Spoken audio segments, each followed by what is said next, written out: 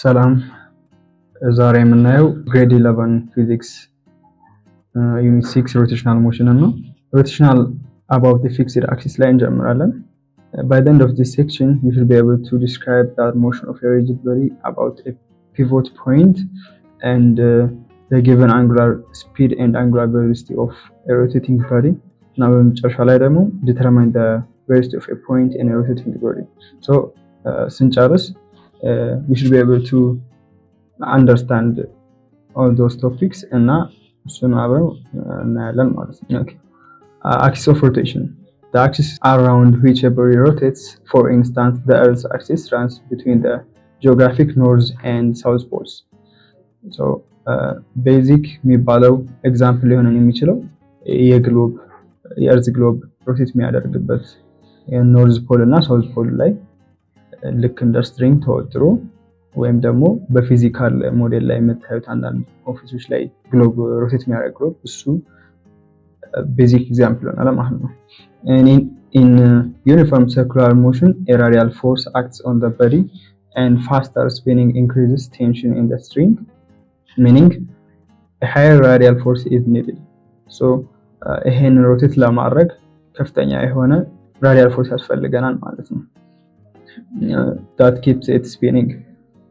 And we will focus on rigid bodies rotating around a fixed axis. Rotation is often measured in revolution per meter ወይም ደግሞ RPM በአብሬቪዬሽኑ, but in physics it's expressed in radians per second, which is with 2 pi. 2 pi እንጠቅሳላችሁ በዚህ ማትማቲክስ ውስጥ የምናውቀው ነው ማለት አንድ ሪቮሉሽን ለመለካት የምንጠቀምበት ኮንስታንት የሆነ ቫሪያብላችን ነው ማለት ነው። በአንድ ተርም ወይም በአንድ ሳይክል ምን ያክል ሰከንድ ወስዶብናል ወይም ደግሞ አንድን ፉል ሳይክል ወይም ደግሞ ፉል ሪቮሉሽን ለማከናወን ወይም ደግሞ ኮንዳክት ለማድረግ ምን ያክል ሰከንድ ወይም ምን ያክል አማውንት ኦፍ ታይም ወስዶብናል የሚለው ይሄ ኮንሰፕት ማለት ነው። ኦኬ ከአንጉላር ቬሎሲቲ እንጀምራለን። አንጉላር ቬሎሲቲ which is a Greek word small w የሚመስለውን ዲፋይን ዲኖትድ የተደረገ ሲሆን እና በሁሉም መንገድ ዲፋይን ልናደርገው እንችላለን። the next chapter እና next ቶፒኮች ፋዘር በደንብ ብዙ መንገዶች እንዳሉት እናያለን። ግን እነዚህ ዋና ፋንዳሜንታል የምንላቸው angular velocity equals to theta over time, whereas theta is the distance ወይም ደግሞ the angle of the revolution ነው, and time the amount of time that it takes to fully revolve ለማድረግ የሚወስድበት ጊዜ ነው ማለት ነው። the relationship between linear speed which is v denote የተደረገው and angular speed is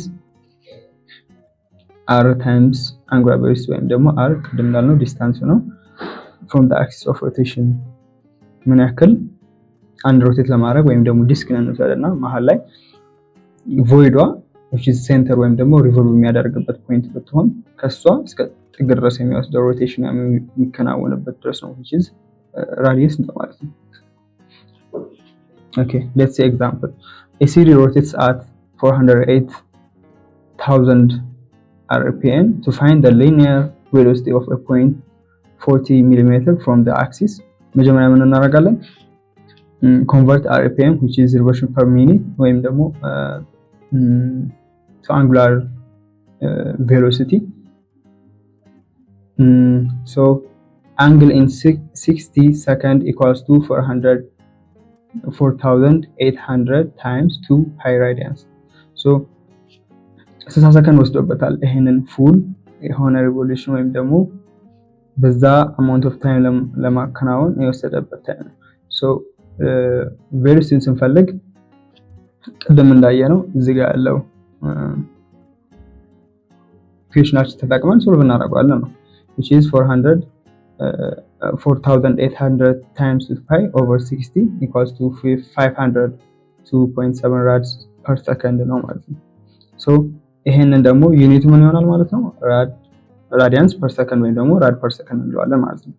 calculate the velocity. velocity ደግሞ የሁለቱ ሪሌሽንሺፖች አይተናል which is velocity equals to r times w ወይም ደግሞ distance times velocity angular velocity which is ሁለቱም ሶልቭ አድርገናል ኦልሬዲ 0.04 ሜትር የመጣው 40 ሚሊ ሜትር ወደ ሜትር ዩኒት ስንቀይረው ነው ማለት ነው። so ሪዛልታችን would be 220.1 meters per second. Let's do exercise. First one, a car engine rotates at 3000 revolutions per minute. What is its angular velocity in rads per second? And the second question, the linear velocity of a point on a music CD is a constant 1.2 meters per second when it is being played. At the start of a CD, this point is 23 millimeters from the axis of rotation. At the end, it is 58 millimeters from the axis of rotation. What is the angular velocity of the point at the start and the end? And the third one, a car is traveling at 16 meters per second. The car wheel has a diameter of 0.7 meters. What is the angular velocity of the wheel? Give your answers in rad per second, which is the SI unit we discussed earlier. So give you time to solve by yourself and we will come back together. አብረን እንሰራዋለን።